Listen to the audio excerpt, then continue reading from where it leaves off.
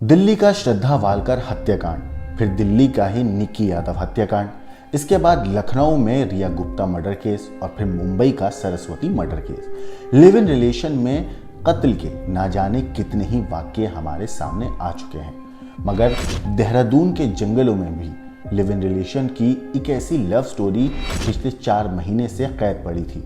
लेकिन एक रोज पुलिस जब बीच रास्ते में ही गुम हो गई, उस स्टोरी का सिरा तलाशती हुई जंगलों में पहुंची तो उसे न सिर्फ सूटकेस के साथ एक लड़की की सड़ी गली लाश मिली, बल्कि लिव इन में हुए कत्ल की एक ऐसी कहानी पता चली जिसने सबको सन्नाटे में सकते में डाल दिया।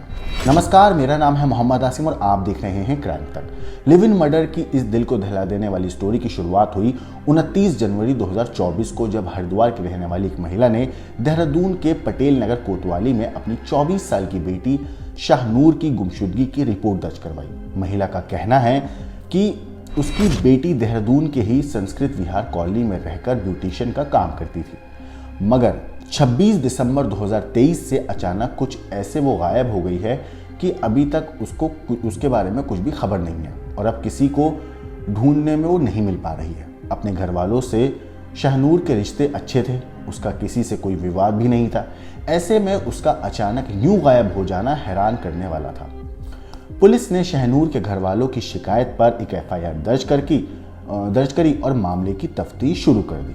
पुलिस ने लड़की को जानने वाले लोगों से बात करी, उसके मोबाइल फोन की कॉल डिटेल्स निकलवाई और दूसरे तरीके से भी उसके बारे में ज्यादा से ज्यादा जानकारी जुटाने की कोशिश करी। और आखिर में पुलिस की जो ये कोशिश थी वो रंग लाई और जल्द ही उसे पता चल गया कि शाहनूर संस्कृत कॉलोनी में अकेली नहीं बल्कि राशिद नाम के एक लड़के के साथ लिव इन रिलेशन में काफी वक्त से रह रही थी।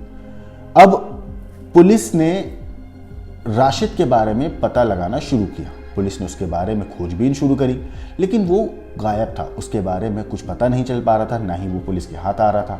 तो जाहिर है शाहनूर की गुमशुदगी के साथ ही उसके लिव इन पार्टनर का गायब हो जाना काफी कुछ कहता था। अब ऐसे में पुलिस ने उसकी तलाश में पूरी ताकत झोंक दी, अपने मुखबिरों को एक्टिव किया, जिसके बाद पुलिस को मुखबिरों से जानकारी जुटाने में करीब 4 महीने लगे और 4 महीने के बाद यानी कि 30 मार्च को राशिद की जानकारी पुलिस को मिली।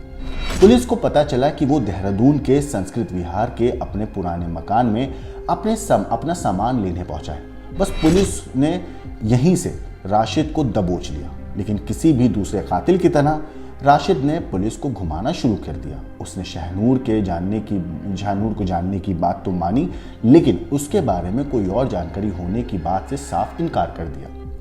लेकिन क्योंकि सारे सबूत उसी की तरफ इशारा कर रहे थे, तो पुलिस ने उससे सख्ती से और पूछताछ करी।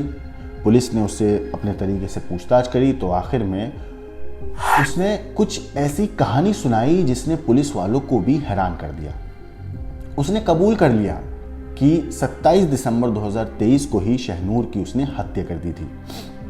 इसके बाद राशिद ने शाहनूर की लाश को एक बड़े से सूटकेस में पैक किया और शहर के करीब अशार रोड़ी के जंगलों में उसे फेंक दिया। अब पुलिस राशिद को लेकर जंगल में पहुंची और उसकी निशानदेही पर करीब 6 से 7 किलोमीटर अंदर जंगल में जाकर उन्हें शाहनूर की कंकाल नुमा लाश बरामद हुई। मौका वारदात पर पुलिस को वो सूटकेस भी मिला जिसमें लाश पैक करके फेंकी गई थी, जबकि लाश के नाम पर पुलिस को सिर्फ हड्डियों का एक ढांचा मिला। मगर अब पुलिस के सामने एक सवाल था और वो सवाल ये था कि आखिर राशिद ने शाहनूर की हत्या क्यों करी। जब दोनों लिव इन में थे तो दोनों के बीच जाहिर सी बात है अच्छा रिश्ता होगा, दोनों के बीच में एक अंडरस्टैंडिंग होगी, एक कनेक्शन होगा, एक बॉन्डिंग होगी, दोनों के बीच में प्यार भी होगा। तो फिर ऐसा करने की ज़रूरत क्यों पड़ी कि राशिद को शाहनूर की हत्या करके उसे सूटकेस में पैक करके इस तरीके से उसे फेंकना पड़ा। तो राशिद ने इसका भी जवाब दिया। उसने बताया कि वो पहले अपने गांव में बाइक रिपेयर का काम करता था, लेकिन साल 2017 में या 2017-18 के बीच दरमियाने वक्त में उसकी मोबाइल फ़ोन पर गलती से किए गए एक कॉल से शाहनूर से पहचान हुई। इसके बाद दोनों एक दूसरे के संपर्क में आ गए, दोनों में लगातार बातें होने लगीं। फिर सितंबर 2023 को वो शाहनूर से मिलने देहरादून आ गया। शहर में आने के बाद उसने संस्कृत लोक कॉलोनी में एक किराए पर कमरा ले लिया और उसके साथ लिव इन में रहने लगा। शाहनूर से उसके कामकाज के बारे में पूछने पर वो ब्यूटी पार्लर में काम करने की उसने बात कह दी, लेकिन पता पूछने पर कभी भी वो सीधा जवाब नहीं देती थी। इसके बाद शाहनूर अक्सर देर रात को घर लौटती और जब भी राशिद उससे इतनी देर तक बाहर रहने की वजह पूछता तो वो टाल दिया करती। अब ऐसे हालात में राशिद को शक होने लगा कि शायद शाहनूर किसी गलत काम में शामिल है। तो फिर राशिद ने 26 और 27 की दरमियानी रात को शाहनूर के देर से घर आने को लेकर दोनों में झगड़ा हुआ। जब राशिद ने उससे पूछा कि तुम फिर से इतनी देर से क्यों आई, तो दोनों के बीच में झगड़ा शुरू हो गया। उसने राशिद को थप्पड़ मार दिया, झगड़ा इतना बड़ा, और इसी गुस्से से राशिद ने रात को ही गला घोट कर शाहनूर की जान ले ली। और फिर अगले दिन उसकी स्कूटी लेकर वो शहर के पटेल नगर लाल पुल की तरफ गया, जहां उसे शाहनूर के ATM कार्ड से उसने 17,000 रुपये निकाले और एक बड़ा सा सूटकेस और रस्सी खरीदी। इतने ही नहीं, इसके बाद उसने सूटकेस में शाहनूर की लाश भरी और उसी स्कूटी के पीछे रस्सी से बांधकर वो सीधे आशा रोड़ी की तरफ ले गया और फिर जंगल में लाश से भरे सूटकेस को फेंक कर वहां से फरार हो गया।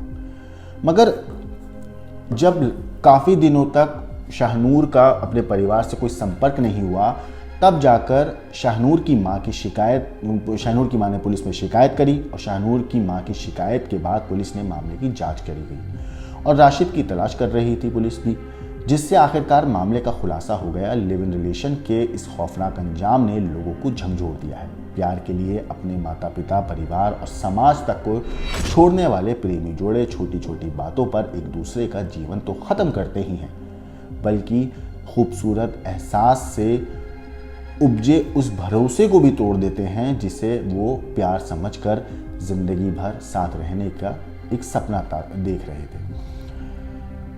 आए दिन इस तरीके के मामले सुनने को मिलते हैं जहां पर लोगों ने अपने प्यार को शुरुआत में तो बहुत तवज्जो दी, लेकिन जैसे जैसे वक्त बीतता गया अपने प्यार को वो कमज़ोर कर देते हैं। कभी इसकी वजह शक बनता है तो कभी कोई और लालच, लेकिन इस तरीके के मामले अक्सर सुनने को मिलते हैं। बड़े बड़े केसेस का जिक्र तो मैंने आपको अभी इस वीडियो के शुरुआत में कर ही दिया था, चाहे वो श्रद्धा वालकर हत्याकांड हो, निक्की यादव हत्याकांड हो, लेकिन छोटे मोटे केसेस भी इस तरीके के आए दिन देखने को मिलते हैं जहां पर लोग उस इंसान को ही मौत की नींद सुला देते हैं, उस इंसान को मौत के घाट उतार देते हैं जिससे कभी उन्होंने प्यार करने का दावा किया होता है। और ये लोग जो प्यार करने का दावा करते हैं शायद उन्होंने कभी अपने पार्टनर से प्यार किया ही नहीं था, क्योंकि अगर वो उससे प्यार करते तो उसको जान से मारना तो दूर, उसको एक खरोच तक नहीं आने देते। ऐसे कातिलों के ऊपर आपका क्या कहना है, आपका क्या सोचना है, हमें कमेंट करके ज़रूर बताइएगा। बाकी देश और दुनिया की क्राइम की खबरों के लिए देखते रहिए क्राइम तक।